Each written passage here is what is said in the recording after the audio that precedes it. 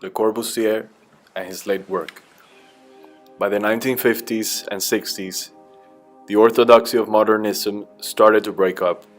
Even modernist designers seemed to want something new. Their work from this period became less reliant on strict architectural doctrine and more expressive.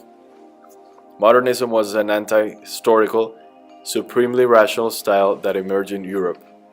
Modernist designers tried to create functionally perfect designs that would be universal and never become obsolete. With that ambition, it was perhaps inevitable that modernism would be practiced throughout the world. In his late years, the great Swiss architect Le Corbusier received two commissions from the Catholic Church, even though he himself was agnostic.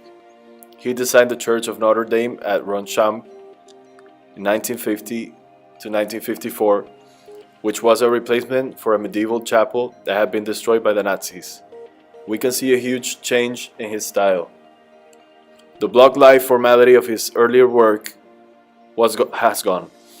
Instead, it consists of organic curves, both concave and convex. It still has the pure, white surfaces of early modernism, but the forms are more expressive and imaginative. This is pure abstract sculpture. Le Corbusier is no longer trying to justify everything with reference to functionalism or rationality. It is a work of pure imagination.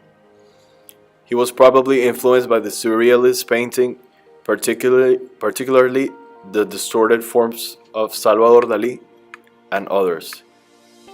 His followers call this a betrayal of modernism. They felt it was illogical and self-indulgent.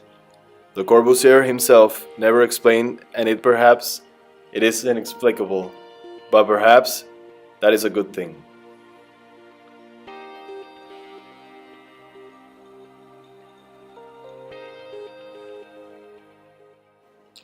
The 1950s and 1960s were a difficult period for Le Corbusier's personal life. His wife Yvonne died in 1957, and his mother, to whom he was closely attached, died in 1960. He remained active in a wide variety of fields. He received growing recognition for his pioneering work in modernist architecture in 1959. A successful international campaign was launched to have his Villa Savoye threatening with demolition. It was the first time that a work by a living architect received this distinction.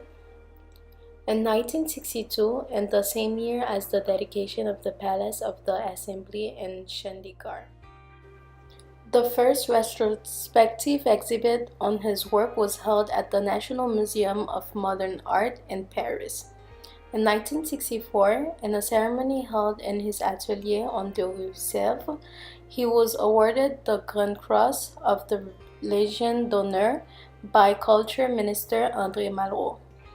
His later architectural work was extremely varied and often based on design of earlier projects. In 1952-1958, he designed a series of tiny vacation cabins, 7.4 by 7.4 by 8.5 feet in size. He built a similar cabin for himself, but the rest of the project was never realized until after his death. In 1953, he designed a residential building for Brazilian students for the Cité de la Université in Paris. Between 1954 and 1959, he built the National Museum of Western Art in Tokyo.